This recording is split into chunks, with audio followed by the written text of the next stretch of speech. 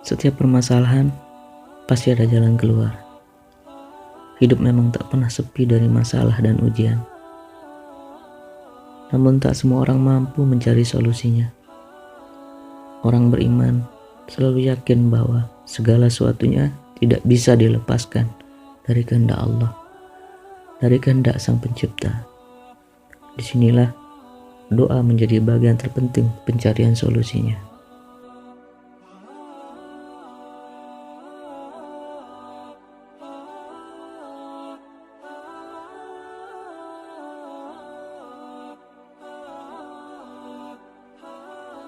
Tabah dalam menghadapi musibah, karena setiap kesusahan pasti ada kemudahan.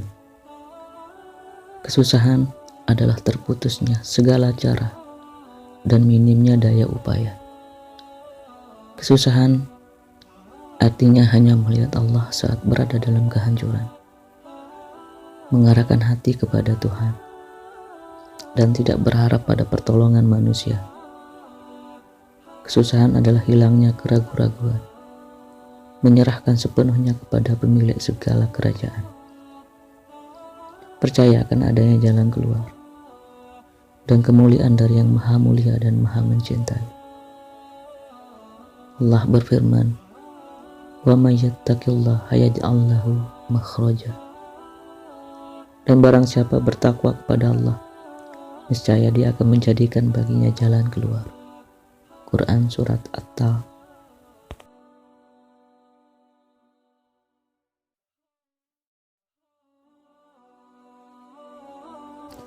Rasulullah SAW bersabda, seruan Zunnun, Nabi Yunus saat berdoa kepada Rabb-Nya ketika berada di perut ikan besar, La ilaha illa anta, subhanaka inni kuntum minaz zalimin. Tidak ada ilah yang berhak diibadahi selain Engkau. Maha suci Engkau, sesungguhnya aku adalah termasuk orang-orang yang zalim. Tidaklah seorang muslim berdoa dengan doa ini dalam hal apapun, melainkan Allah akan mengabulkannya. Hadis riwayat Tirmizi. Dari Auf bin Malik radhiyallahu anhu meriwayatkan bahwa Nabi bersabda, apabila engkau dirundung masalah, ucapkanlah hasbiyallahu wa ni'mal wakil. Cukuplah Allah sebagai penolong bagiku dan Dia sebaik-baik yang diserahi. Hadis riwayat Abu Daud. Kemudian Rasulullah SAW bersabda kepada Asma binti Umais radhiyallahu an, maukah engkau aku ajari beberapa kalimat yang sebaiknya kau ucapkan saat kesusahan? Allahu Rabbi la usyriku bihi syai'a. Allah Rabbku, aku tidak menyekutukannya dengan apapun. Hadis riwayat Abu Daud. Imam Ja'far bin Muhammad berkata, aku heran kepada orang yang takut akan musibah. Kenapa dia tidak mengucapkan, cukuplah Allah sebagai penolong bagiku dan Dia sebaik-baik yang diserahi.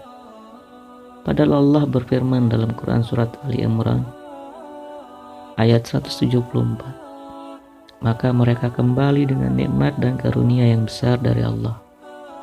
Mereka tidak mendapat bencana apa-apa. Mereka mengikuti keridhaan Allah, dan Allah mempunyai karunia yang besar. Dari Ibnu Abbas radhiyallahu anhu meriwayatkan bahwa saat tertimpa musibah, Rasulullah SAW berdoa, La ilaha illallahul azimul halim, La ilaha illallahu rabbul arsyil azim, La ilaha illallahu rabbus samawati wa rabbul ard wa rabbul arsyil karim. Tidak ada ilah yang berhak diibadahi selain Allah yang Maha Agung, lagi penyantun. Tidak ada ilah yang berhak diibadahi selain Allah yang Maha Agung. Tidak ada ilah yang berhak diibadahi selain Allah, Rabb pemilik langit dan bumi, Rabb pemilik arsy yang mulia.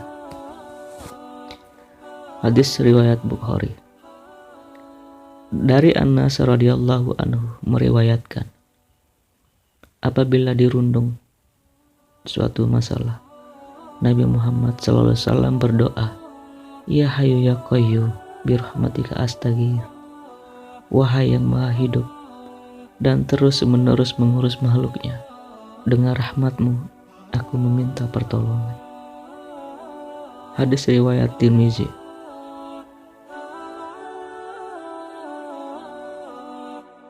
Ali radhiyallahu anhu berkata, Rasulullah mengajariku beberapa doa dan memerintahkanku untuk membacanya apabila musibah atau kesusahan menimpaku.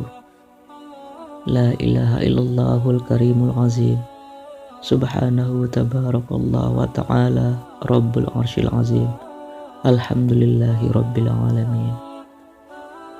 Tidak ada ilah yang berhak diibadahi selain Allah yang maha mulia lagi agung. Maha suci Allah, maha baik dan maha tinggi. Allah Rabbku pemilik arsy yang agung. Segala puji hanya milik Allah, Rabb seluruh alam. Hadis riwayat Ibnu As-Sunni. Abdullah bin Ja'far juga mengajarkan doa tersebut. Dia meniupkan doa tersebut kepada orang yang terserang sakit demam. Doa tersebut dia ajarkan pula kepada putri-putrinya yang tinggal jauh dengannya. Abu Bakrah radhiyallahu anhu meriwayatkan bahwa Rasulullah bersabda, doa orang yang tertimpa musibah adalah, Ya Allah, hanya rahmat-Mu yang aku harapkan. Janganlah kau menyerahkanku kepada diriku, meski sekejap mata pun. Perbaikilah seluruh keadaanku. Tidak ada ilah yang berhak diibadahi selain Engkau. Hadis riwayat Abu Daud. Berikut ini adalah kisah seorang sahabat Rasulullah, Abu Mu'allaq. Dia adalah seorang pedagang. Dia berdagang dengan uangnya dan uang modal orang lain. Dia seorang ahli ibadah dan wara. Pada suatu hari, perampok bertutup muka menghadangnya dengan membawa pedang. Perampok itu berkata, letakkan perbekalanmu, aku akan membunuhmu. Abu Mu'allaq berkata, ambillah hartaku dan biarkan aku pergi. Aku hanya ingin nyawamu, jawab si perampok. Kalau begitu, biarkan aku sholat dulu. Sholatlah semaumu, jawab sang perampok. Kemudian Abu Mu'allaq pun berwudu lalu sholat. Setelah itu dia berdoa.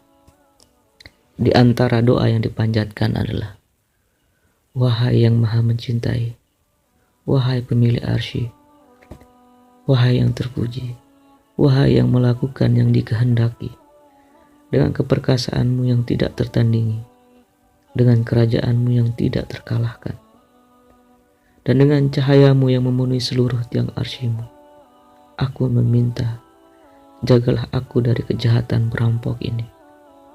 Wahai yang maha memberi pertolongan, tolonglah aku.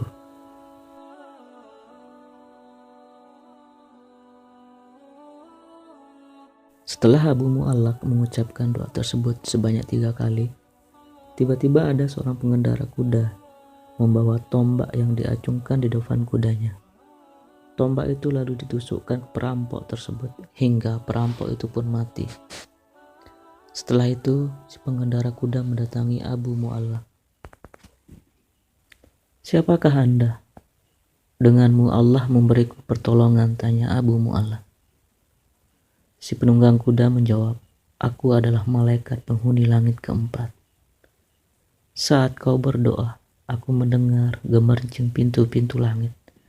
Saat kau berdoa lagi, aku mendengar kegaduhan penghuni langit. Hingga kau berdoa untuk yang ketiga kalinya. Saat itu ada yang berkata, doa orang terkena musibah. Aku kemudian memohon kepada Allah agar diberi kuasa untuk membunuh perampok itu. Malaikat itu berkata lagi, bergembiralah wahai hamba Allah. Barang siapa yang berwudu, kemudian sholat, dan setelah itu mengucapkan doa ini, maka doanya akan dikabulkan, baik dia terkena musibah maupun lainnya.